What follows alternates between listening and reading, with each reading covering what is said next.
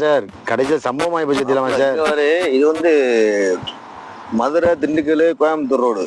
ஆமா, highway national highway. இதுல என்ன பார்த்தா தெரியுதா, ஒரு இடத்துலயுமே மாப்பிள்ள 4ல இருந்து 8 வரைக்கும் ஸ்பீட் பிரேக்கர் இருக்கு இந்த ஹைவேலயே.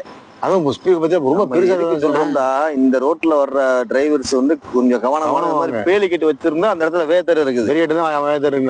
கட்டடிச்சு போல நினைச்சிடாதியா. இந்த இடம் ரொம்ப டேஞ்சரான இடமா இருக்குது. லாரி வந்து பிரச்சனை இல்லை, லாரி தான் வந்து ஈஸியா இருக்காப்ல.